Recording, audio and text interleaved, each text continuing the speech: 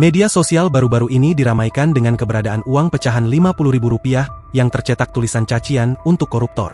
Unggahan itu salah satunya dibagikan akun Facebook Rini Rebon.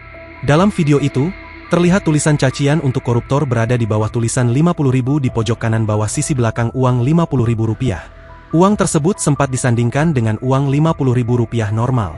Pada uang normal, tulisan seharusnya yakni emisi 2022 yang menandakan tahun emisi 2022.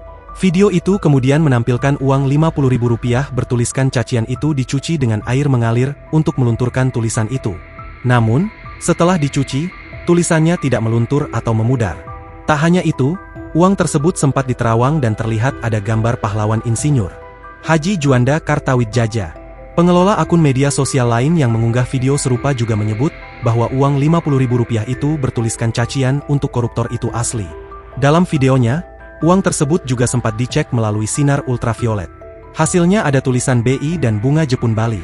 Jadi, ketika dilihat dengan sekilas dan dicek menggunakan alat bantu, uang itu disebut-sebut asli. Setelah dipastikan uang itu adalah uang asli dan sudah dicek sesuai standar, tulis keterangan dalam unggahan video. Saat dimintai tanggapan, Kepala Departemen Pengelolaan Uang Bank Indonesia, M. Anwar Bashori, menyebut keaslian uang rupiah yang beredar di media sosial tersebut perlu dicek secara langsung. Pemeriksaan keaslian uang rupiah dilakukan oleh Bank Indonesia secara langsung menggunakan metode 3D dan atau didukung alat bantu, kata dia kepada Kompas.com, Minggu, 13 April 2025. Dengan begitu, Bank Indonesia belum apat memastikan keaslian uang rupiah pecahan Rp50.000 yang disebut warganet tercetak tulisan cacian untuk koruptor, hanya berdasarkan video atau foto.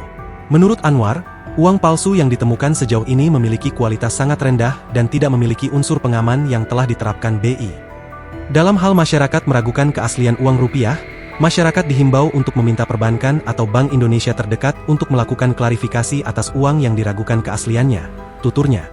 Anwar menyampaikan, masyarakat bisa menggunakan cara 3D, dilihat, diraba, dan diterawang, melalui indera manusia untuk mengecek keaslian uang rupiah. Download Tribun X sekarang, menghadirkan lokal menjadi Indonesia.